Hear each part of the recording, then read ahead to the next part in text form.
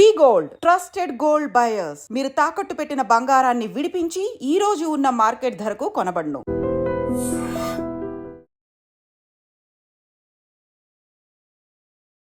Hello guys, welcome back to iDream media. ఈరోజు మనతో ఉన్నారు AMFI certified mutual fund distributor అయిన పిఎస్ చంద్రశేఖర్ గారు. ఒక కామన్ మ్యాన్ అనేవాడు ఎందుకు డబ్బులు సంపాదించుకోలేకపోతున్నాడు? ఇన్ఫ్లేషన్ అంటే ధరల పెరుగుదలను దాటి మరీ మనం సంపాదించుకుంటేనే మనకు ఒక సేఫ్ సెక్యూర్డ్ ఫ్యూచర్ అనేది ఉంటుంది. ఇప్పుడున్న లైఫ్ స్టైల్ పద్ధతి చూసుకున్నట్లయితే ప్రతి ఒక్కరూ కూడా ₹1 కోటి సంపాదించే అవసరం అయితే ప్రతి ఒక్కరికి ఉందని చెప్పాలి. ఒక హైదరాబాద్ లాంటి టైర్ 1 సిటీలో ఇల్లు కొనుక్కోవాలి అనుకున్నా, లేదంటే హెల్త్కి సంబంధించి ఒక మంచి డాక్టర్కి చూపించుకోవాలనుకున్నా, పిల్లల్ని మంచి స్కూల్స్లో చదివించాలన్నా ఈ ఫైనాన్షియల్ గైడెన్స్ చాలా ఇంపార్టెంట్. సో దీనికి సంబంధించిన కీ పాయింట్స్ అనేవి ఈరోజు ఎపిసోడ్లో తెలుసుకుందాం. Hi sir. సార్, ఒక కామన్ మ్యాన్ అనేవాడు, ఒక సామాన్యుడు ₹1 కోటి సంపాదించుకోవాల్సిన అవసరం ఈ రోజుల్లో ఉంది. ఎందుకు అంటే ఒకప్పుడున్న ఖర్చులు వేరు, ఇప్పుడున్న ఖర్చులు వేరు. రెంటల్స్ అని చూసుకున్న ఒక 20,000, పిల్లల స్కూల్ ఖర్చులు చూసుకుంటే నెల నెల ఇంకొక 20,000, అలా ఓవరాల్గా నెసిటీస్కి ఒక 50,000 పైన అయిపోతుంది. సో ఇలాంటి టైంలో ఒక సామాన్యుడు ఇంకా సంపాదించుకోలేకపోతున్నాడంటే అది చాలా రిస్క్తో కూడుకున్న సిచ్యువేషన్ అని చెప్పొచ్చు.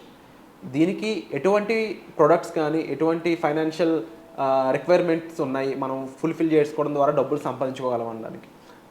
విరాట్ గారు, ఇప్పుడు ఒక కామన్ మ్యాన్ ఎందుకు పెద్ద కార్పస్ అనేది క్రియేట్ చేయలేకపోతున్నారో మాట్లాడదాం సార్ ఇవాళ. సార్, ఇంకా చాలామంది జనాలు, అంటే నేను మ్యూచువల్ ఫండ్ డిస్ట్రిబ్యూటర్ కాబట్టి నేను మ్యూచువల్ ఫండ్స్ గురించి ఎక్కువ మాట్లాడతాను. సో అది ఎగ్జాంపుల్ తీసుకుని మనం మాట్లాడుకుందాం సార్. అంటే పాతకాలం నుంచి చూస్తుంటే సార్, ఈ ఎఫ్డీలు, ఫిక్స్డ్ డిపాజిట్లు, రికరింగ్ డిపాజిట్లు అనేది వేసుకుంటూ అలవాటు అయిపోయిందండి. ఓల్డ్ ప్రొడక్ట్స్ అలాగే చిట్టీలు కూడా వేస్తూ, అంటే వాళ్ళకి అప్పుడు ఏంటంటే సార్, ఒక వెల్త్ క్రియేట్ చేయాలనే ఒక ఇది లేదు, సెన్స్ ఉండేది కాదు. అంటే సేవ్ చేస్తే చాలు, అంటే మనం ఒక 10,000 వచ్చిందంటే ఒక 2,000, 3,000 మనం సేవ్ చేయగలిస్తే బ్యాంక్లో సేఫ్గా ఉంటే చాలు అనుకునేవారు. సో అప్పుడు ఈ ఫిక్స్డ్ డిపాజిట్స్ ఇవన్నీ నడిచేవి. సో ఇప్పుడు ఆలోచనలు మారిపోయాయి సార్. ఎందుకంటే ప్రతి ఒక్కరూ వాళ్ళ డబ్బుల్ని ఇన్వెస్ట్ చేస్తూ ఒక వెల్త్ క్రియేట్ చేయాలనేది ప్లాన్ చేస్తుంటారు. ఈరోజు కూడా సార్ మ్యూచువల్ ఫండ్స్లో ఇన్వెస్ట్ చేసే వాళ్ళు చాలా తక్కువ మంది. ఫర్ ఎగ్జాంపుల్, నేను ఎంఎఫ్డీని, నాకు చాలామంది కస్టమర్స్ కాల్ చేస్తారు, కాల్ చేసి ఎంక్వైరీ చేస్తుంటారు, కానీ ముందుకు వెళ్ళరు. ఎందుకంటే ఇంకా అదే థాట్లో ఉన్నారు. అంటే మనం ఈ టైంలో మన రిస్క్ తీసుకోలేకపోతే మనకి రిటర్న్స్ అనేది రాదు. మీ జీవితంలో చూడండి, మీ నార్మల్ జనరల్ లైఫ్లో ప్రతి ఒక్క దగ్గర మీకు రిస్క్ అనేది ఉంటుంది, కానీ మీకు తెలియదు. మనం ఎప్పుడైతే మన డబ్బులు పెడుతున్నామో అక్కడ రిస్క్ ఉందా లేదా అని చూసుకుంటారు ప్రతి ఒక్కరు. అవునా కాదా విరాట్ గారు? ఇప్పుడు బ్యాంక్లో పెడతారు సార్, పాతకాలం నుంచి ఉండేది. అప్పుడు 1 lakh ఇన్సూరెన్స్ ఉండేది ప్రతి బ్యాంక్. ఇప్పుడు అది 5 lakhs చేశారు. 5 lakhs ఇన్సూరెన్స్. ఒకవేళ బ్యాంక్ ఆ దివాలా ఎత్తేస్తే ఆ 5 lakhs వరకే వాళ్ళకి సంబంధించోడు వెళ్తుంది, రైట్? సో ఈ కామన్ మ్యాను ఈ మ్యూచువల్ ఫండ్స్లో ఉండే రిస్క్, ఈక్విటీ అనుకోండి, లేకపోతే ఈక్విటీ మ్యూచువల్ ఫండ్స్ అనుకోండి, దీంట్లో ఇన్వెస్ట్ చేసేటప్పుడు మనకి ఒకటి బేసిక్ అండర్స్టాండింగ్ ఏంటంటే దీంట్లో రిస్క్ ఉంటుంది, కానీ లాంగ్ టర్మ్లో ఆ రిస్క్ అనేది మనం తగ్గించుకుంటూ బ్యాలెన్స్ పోర్ట్ఫోలియో చేసుకుంటే ముందుకెళ్తుంటే మన ఆ కార్పస్ అనేది పెద్ద అమౌంట్ అనేది వెల్త్ క్రియేట్ చేసుకోవచ్చు. కానీ ఇప్పుడుండే కామన్ మ్యాన్లో ఏంటంటే సార్, ఆ ఫియర్ ఉండిపోయింది సార్. అంటే ఎందుకంటే వాళ్ళకి సంపాదించేది చాలా తక్కువ అమౌంట్, రైట్? ఆ అమౌంట్ని నేను ఇన్వెస్ట్ చేసి రేపు మళ్ళీ ఆ డబ్బులు పోతే అన్న ఒక ఆలోచనలో ముందుకు రావట్లేదు.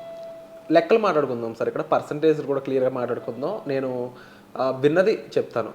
ఇన్ఫ్లేషన్ అనేది దానికి అర్థం ధరల పెరుగుదల, ఎక్స్పెన్సెస్ అనుకుందాం. అది దాని పర్సంటేజ్ 7%, 8%, 6% అనుకోండి సార్. 6% అనుకుందాం. సో మన దగ్గర ఉన్న డబ్బులు వచ్చే ఇన్కమ్ అనేది ఈ 6% కన్నా ఎక్కువ ఉంటేనే మనం వీటిని ఖర్చులు పోగా మన దగ్గర డబ్బులు ఏమైనా మిగులుతాయి. సో మన వచ్చే ఇన్వెస్ట్మెంట్, మనం పెట్టే ఇన్వెస్ట్మెంట్ ఏదైతే ఉందో ఏ పద్ధతిలో ఎంత వస్తుందో ఒకసారి చెప్తారా? ఇప్పుడు విరాట్ గారు, మనం ఏదైనా ఒక ఇన్వెస్ట్మెంట్ చేసేటప్పుడు ఎఫ్డీ అవనండి, ఏదైనా అయింది, ఈరోజు ఇన్ఫ్లేషన్ 6% ఉందనుకుందాం సార్. సో మన పెట్టుబడి ఇన్వెస్ట్మెంట్, మనం ఇన్వెస్ట్ చేస్తున్న అమౌంట్ ఒక వెల్త్ క్రియేట్ చేయాలి. అంటే దాని నుంచి మనం ఒక 1000 రూపాయలు పెడితే దాని మీద 12% మనకు రావాలి, లేకపోతే ఒక 15% రావాలి. అంటే మోర్ దెన్ ఇన్ఫ్లేషన్. 6% ఇన్ఫ్లేషన్ అయితే కనీసం ఒక 10% అయినా మనకి రావాలి రిటర్న్స్. అలాంటి వచ్చేటప్పుడే ఆ వెల్త్ అనేది క్రియేట్ అవుతుంది. రేపు ఫ్యూచర్ జనరేషన్, అంటే ఈరోజు మనం 6% అయితే రేపు నెక్స్ట్ ఇయర్ పెరుగుతూనే ఉంటుంది ఇన్ఫ్లేషన్. సో ఎప్పుడైతే ఇన్ఫ్లేషన్ ఉంటూ ఉంటుందో అప్పుడు మనం వెల్త్ కూడా రిటర్న్స్ కూడా మంచిగా రావాలి కదా. సో అదే 6%, 6.5%, 7% వస్తే మనకు వచ్చే 1% వెల్త్ క్రియేట్ అవుతుంది. ఇప్పుడు ఓవరాల్గా ఓల్డ్ న్యూ ప్రొడక్ట్స్ చూసుకుంటే ఏ ప్రోడక్ట్లో ఎంత పర్సెంటేజ్ వస్తుందో ఒకసారి చెప్తారా? ఇప్పుడు ఎఫ్డీలు వేసుకోండి సార్. ఎఫ్డీ తీసుకుంటే 6.5, సీనియర్ సిటిజన్ అయితే 7.25 సంథింగ్ వస్తుంది. Risk right. 6% అంటే మీరు 7% అనుకుందాం. జస్ట్ ఇన్ఫ్లేషన్ బీట్ చేస్తుంది, మేబీ 1%, 0.5% వస్తుంది అనుకో. సో అది రిస్క్. రైట్. ఆర్డీ కూడా అంతే. రికరింగ్ డిపాజిట్ అంటే ఎవరైతే ఒక లంసమ్గా వేయలేరో ఆర్డీ అనే ఫెసిలిటీ ఇచ్చారు బ్యాంక్ వాళ్ళు. ప్రతి మంత్ ఇన్వెస్ట్ చేసుకుంటారు, సేమ్ రిటర్న్స్ అనుకోండి. అది కాకుండా పీపీఎఫ్ వేసుకుందాం సార్. పీపీఎఫ్లో కూడా 8.1%, అక్కడ కూడా 1.5% క్రియేట్ అవుతుంది. అది ఆ 1.5% అనేది వెల్త్ కాదు. ఎందుకంటే రేపు ఇవాళ 6%, 6.5% ఇన్ఫ్లేషన్ ఉంటే రేపు మళ్ళీ పెరుగుతుంది. సో నెక్స్ట్ ఇయర్ అదే మళ్ళీ మీకు రిటర్న్స్ ఉంటుంది 8.1%. So how you are going to create a wealth? సో మనము ఎప్పుడైనా ఇన్వెస్ట్ చేసేటప్పుడు మనకి ఎప్పుడైనా సమయం ఉండేటప్పుడు సార్, ఇప్పుడు ఈ మోడర్న్ వరల్డ్లో కొత్తగా మనకి ఎక్కడ ఇన్వెస్ట్ చేయొచ్చు, ఎక్కడ మనకి మంచి రిటర్న్స్ వస్తుందని ఒక కామన్ మ్యాన్ ఆలోచించాలి సార్.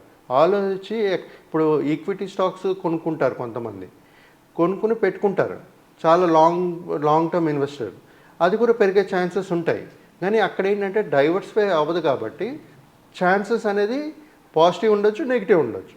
అదే మ్యూచువల్ ఫండ్స్లో ఇన్వెస్ట్ చేసుకున్నారనుకోండి సార్, మీ పెట్టుబడిని 26 నుంచి 40 స్టాక్స్ వరకు డైవర్సిఫై చేస్తారు ఒక ప్లాన్లోనే. మా అలాంటి మ్యూచువల్ ఫండ్ డిస్ట్రిబ్యూటర్ ఇన్వెస్ట్ చేశారనుకోండి, మేమేం చేస్తాము, ఒక ప్లాన్లో కాకుండా ప్లాన్స్ కూడా డైవర్సిఫై చేస్తాం మేము. అంటే సెక్టర్స్ లార్జ్, మిడ్, స్మాల్ అని చెప్పి, మళ్ళీ థిమాటిక్ అని. సో ఇలాగా డైవర్సిఫై చేసుకునేటప్పుడు ఏంటంటే పోర్ట్ఫోలియో రీబ్యాలెన్సింగ్ అవుతుంది. మనకి రిస్క్ మెయిన్ సార్. ఈ కామన్ పర్సన్ రిస్క్ అనేది అర్థం చేసుకోవాలి. ఇప్పుడు ఫర్ ఎగ్జాంపుల్ మ్యూచువల్ ఫండ్స్లో ఇన్వెస్ట్ చేయడానికి సార్ కేవైసీ అనేది చేయించాలి. రైట్. వాళ్ళకి మేము అడిగే డాక్యుమెంట్స్ ఏంటి, ఫస్ట్ మీరు పాన్ నెంబర్ పెట్టండి, కేవైసీ అయిందో లేదో అని అడుగుతాం. పాన్ నెంబర్ ఇవ్వడానికే భయపడతారు జనాలు. ఎందుకు భయపడతారు జనాలు? ఎందుకంటే భయపడాల్సిన అవసరం ఉందా? లేదండి. ఎందుకంటే ఇప్పుడు పాన్ నెంబర్ మీకు ప్రతిదానికి ఓటీపీ లింక్డ్, లేకపోతే మీరు ఏదైనా సరే ఆథరైజ్ చేయవలసింది మీరు. దానివల్ల మిస్యూజ్ అంటే సైబర్ స్కామ్, సెక్యూరిటీ స్కామ్ వల్ల వాళ్ళు ఏదో చేయగలిస్తే చేస్తారు. కానీ బట్ ప్యాన్తో చేయొచ్చు అంటారు స్కామ్ అసలు? ఏమో సార్, లేదు. ఇప్పుడు పాన్, ఆధార్ లింక్డ్ కదా సార్, ఛాన్సెస్ అనేది తక్కువ. ఎందుకంటే ప్రతిదానికి ఓటీపీ వెళ్తుంది. సో అన్లెస్ అంటే వాళ్ళు ఫోన్లో ఏదైనా అన్నోన్ లింక్స్ ఓపెన్ చేసేసి అయితే అయ్యే ఛాన్సెస్ ఉంటాయి. అండ్ మోర్ ఓవర్ ఎవరైనా సరే జాగ్రత్త పడాలనుకున్నట్లయితే దాని ముందుగా వాళ్ళ డేటా సేఫ్గా ఉంచుకుంటే సరిపోతుంది. అవును సార్. ఇప్పుడు ఎక్కడైతే మనం చేయవలసింది అది చెయ్యట్లేదు మనం. ఇప్పుడు మ్యూచువల్ ఫండ్స్లో ఇన్వెస్ట్ చేయాలి, కేవైసీ చేయవలసిందే. మీరు కేవైసీ అది మీరు మాతో కలిసి పర్సనల్గా కలిసి చేసుకోండి, లేకపోతే మాకు డాక్యుమెంట్స్ పెట్టినా మేము చేస్తాం, లేకపోతే మీరే మీకు లింక్ చేసి పంపిస్తాం, మీరు చేయండి. ఏదో ఒకటి చేయాలి కదా. అంటే కొత్త ప్రొడక్ట్స్లోకి రాకపోవడానికి ఇవే భయాలంటారా?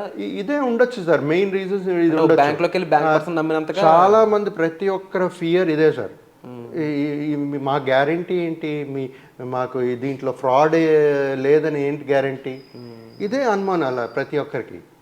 ఆ భయం అనేది ఉన్నరకు సార్ మనం ఇప్పుడు మీరు చూస్తున్నారు కదా పబ్లిక్లో, ఇప్పుడు మనం మాట్లాడుతున్నాము, యూట్యూబ్ ఛానల్స్ మనం మాట్లాడుతున్నాము, ఇవన్నీ ఫేక్ అవ్వదు కదా.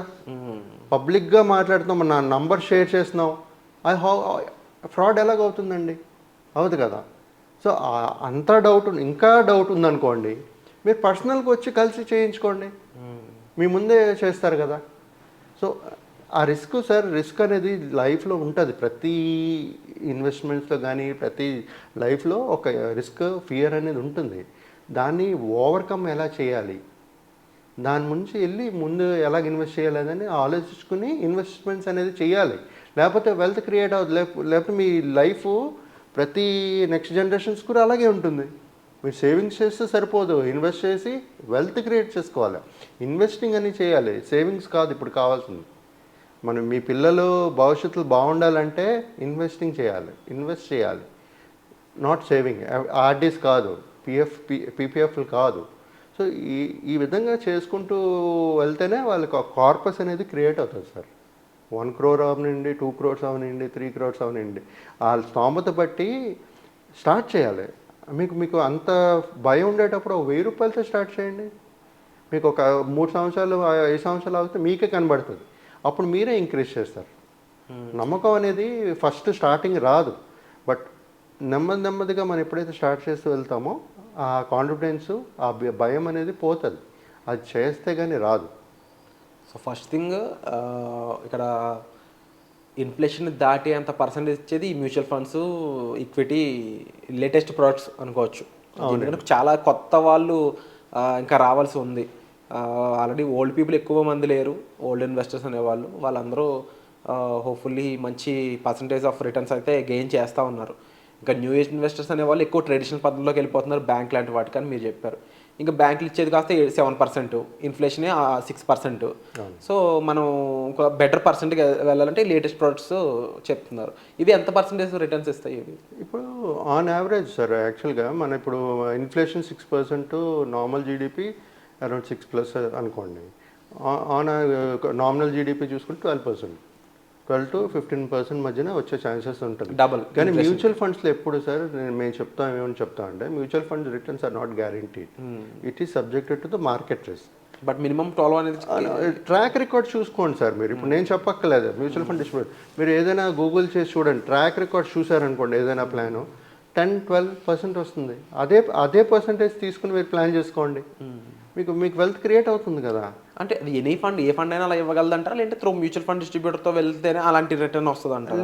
లేదు, ఏ ప్లాన్ తెలియాలి సార్, ఎక్కడ పెట్టాలి, ఏ సెలక్షన్ ఆఫ్ ప్లాన్ కూడా చాలా ఇంపార్టెంట్. ఎందుకంటే మీరు తీసుకునే డెప్ట్ ఫండ్లో పెట్టారనుకోండి, ఏమొస్తుంది, మళ్ళీ బ్యాంక్ లాగే వస్తుంది. ఈక్విటీ ప్లాన్లో పెట్టాలనుకోండి, ఈక్విటీ ప్లాన్లో ఏంటంటే మనం ఫస్ట్ స్కీమ్ సెలక్షన్ చేయాలి, డైవర్సిఫై చేయాలి, దాని తర్వాత ఫండ్ పర్ఫార్మెన్స్ రివ్యూ చేస్తూ ఉండాలి రెగ్యులర్గా, 2 yearsకి అట్లీస్ట్ వన్స్. లాంగ్ టర్మ్ అయి ఉండాలి, ఇన్వెస్టర్ ఎప్పుడు లాంగ్ టైమ్ అయి ఉండాలి. అయ్యేటప్పుడే అంటే ఎంత పర్సెంటేజ్ అన్నారు, బాగుంది, బట్ రిస్క్ ఉండదా ఇందులో? రిస్క్ ఉంటుంది సార్, అదే చెప్తున్నాను. Mutual funds are subject to market risk అన్నాను కదా. రిస్క్ తీసుకుంటేనే కదా సార్ మనకి ఏదైనా వచ్చేది. మరి రిస్క్ ఇప్పుడు సార్ మీరు డ్రైవింగ్ చేస్తారు, డ్రైవింగ్ రాదు, మీరు నేర్చుకుంటారు, ఏం చేస్తారు మీరు? ఫస్ట్ పడతారని భయం ఉంటుందా? ఛాన్సెస్ ఉంది. మరి నేర్చుకుంటారా? కారు డ్రైవింగ్కి వెళ్తారు క్లాసెస్, మీకు ఏం తెలియదు, ఫస్ట్ ఏం నేర్పుతారు? మీకు స్టీరింగ్ ఒకటే ఇస్తాడు, మిగతా గేర్లన్నీ ఆయనే తీసుకుంటాడు కదా. సో ప్రతి దాంట్లో రిస్క్ ఉంటుంది సార్. రిస్క్ ఎప్పుడైతే మనం తీసుకోగలమో, ఇప్పుడు నేను 10,000 సంపాదిస్తున్నాను, నేను రిస్క్ ఒక 1000 రూపాయలు తీసుకోగలను. ఆ 1000 రూపాయలు పెట్టి చూడండి, మీకు కనబడుతుంది, రిటర్న్స్ కనబడుతుంది, అప్పుడు మీరు పెంచుకోండి. ఓకే, సో పాసిబిలిటీస్ ఉన్నాయి అంటారు. And at the same time inflation కన్నా బెటర్, డబల్ ఆల్మోస్ట్ చెప్పాలి అంటే.